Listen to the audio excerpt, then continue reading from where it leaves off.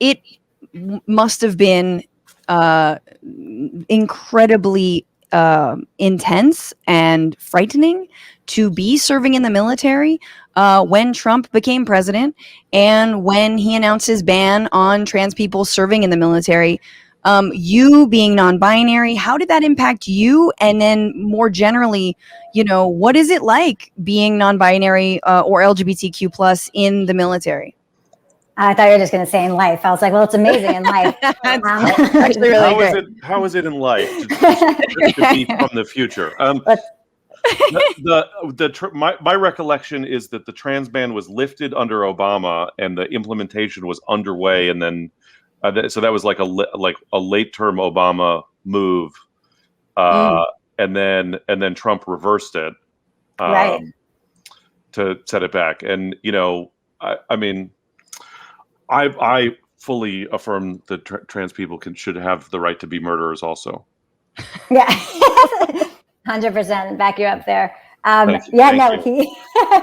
So I joined after Don't Ask, Don't Tell was already repealed during the end of the Obama administration. And, when Trump sent out those 3 tweets that day, having already been openly serving, I identify as trans, non-binary. Most people were aware of that. However, there was no policies or doctrine in place for me to feel comfortable. So they actually allowed me to serve in whichever one of the binary genders that I chose. And that was, just very kind of my unit in general. But once those 3 tweets went out, I, had a huge shift, overhaul of what was, happening to me in the military. No longer was I the fun trans non-binary person. I was, somebody who had a huge target on my back. And that was because basically within those tweets, Trump had allowed people to, be very open about their transphobia and their homophobia. And, even though it wasn't actually passed into law yet, it was very much so just on its way to interrupting the military service, which is funny because the tweet says that, trans people, are going to be banned because we are disruptive to the military service. And it was just what a twist of words and, what the reality actually was there. But I know a bunch of trans soldiers. I was stationed in Fort Bragg, North Carolina, and I worked out of the LGBTQ plus center a lot. Once he tweeted that, we went around with a petition trying to get a bunch of the active duty people on base to sign up, asking, for this not to happen. And we had about 1 or 2 successful days before somebody sent me a threatening letter saying that if I didn't put a stop to this, that, I was going to be beaten and harassed and all of these things. And, for my safety, we did stop, though I wish I didn't. But it was, positive and negative vibes surrounded me, and I was caught off guard that this was happening from, a commander in chief that I swore to, defend and obey his orders. And I couldn't follow that one, obviously. What was your specific job?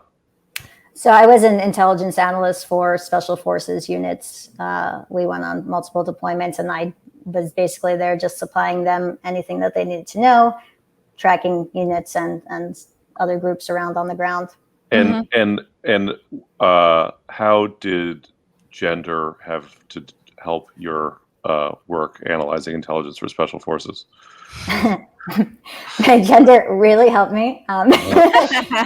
They say the best intel analysts are trans non-binary people. I've always heard that. Yeah. So it's like, I think it's definition, actually. No, it's, I have always been somebody who has beer before liquor, never sicker. Yeah. Trans non-binary intelligence analysts, hella good. Yeah, for sure. I've always moved up fast within, my roles throughout my lifetime, and within the military, it was the same. And people trusted me. I was a good soldier. I actually went to a school where you become a sergeant, and for the first time ever in that school, I won every single award, and I, swept the floor, and people were always amazed by me, and saw how good of a leader I was, and how much I, was just a great soldier overall.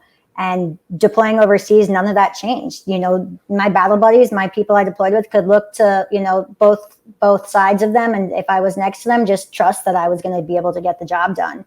And, you know, that I was not trying to disrupt anything except with maybe some like fun songs and funner colors than our boring camo.